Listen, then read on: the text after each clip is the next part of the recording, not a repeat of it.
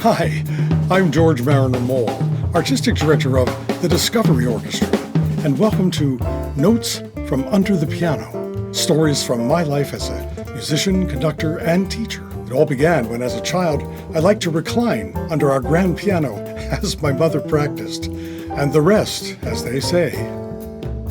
Today's episode, George Mole, come on down.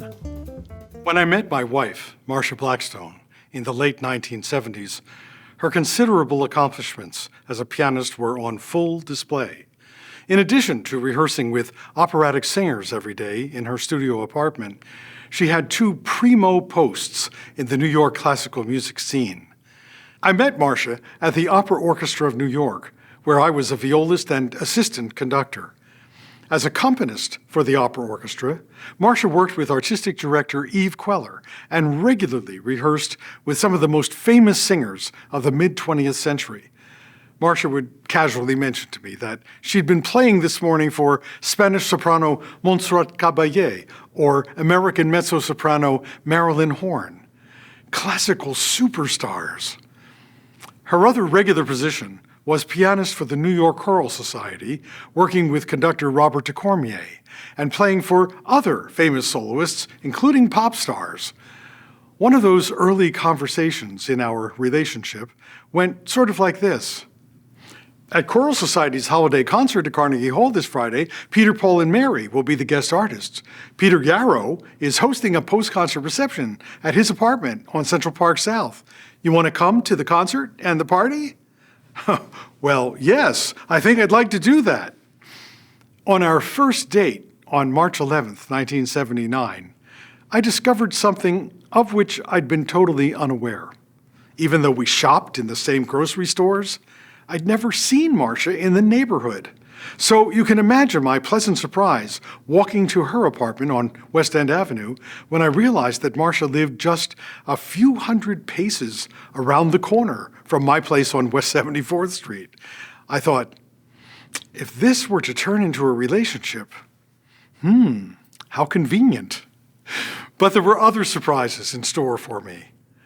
Over time, I learned that Marcia was a dedicated puzzler and game lover. To this day, she enjoys puzzles of all kinds, word puzzles, number puzzles.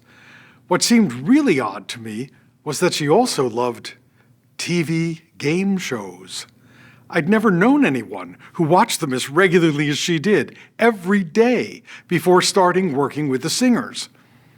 I finally summoned up the courage to ask her why she liked to watch game shows so much. Her response?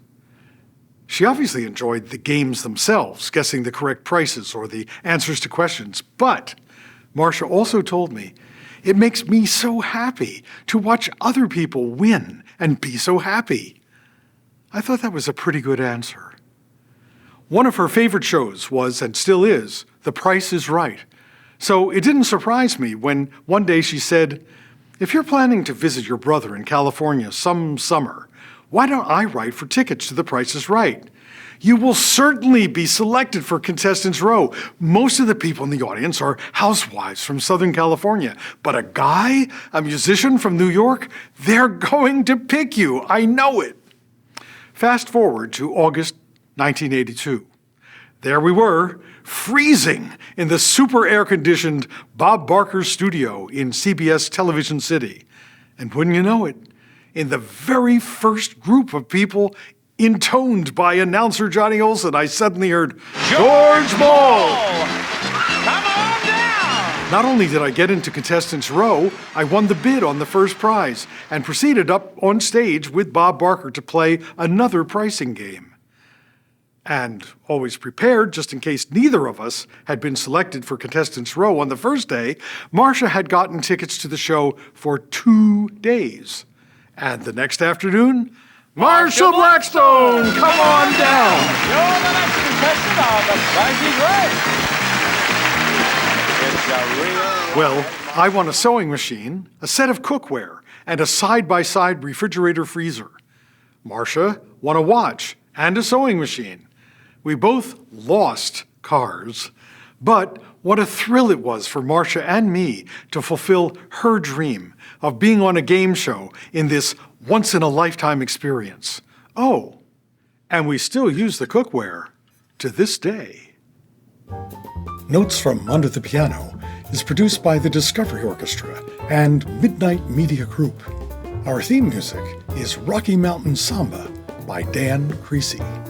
Lead sponsors are Judy Musicant and Hugh Clark and the Kozlowski Family Foundation. Major sponsors are David and Ellen Williams.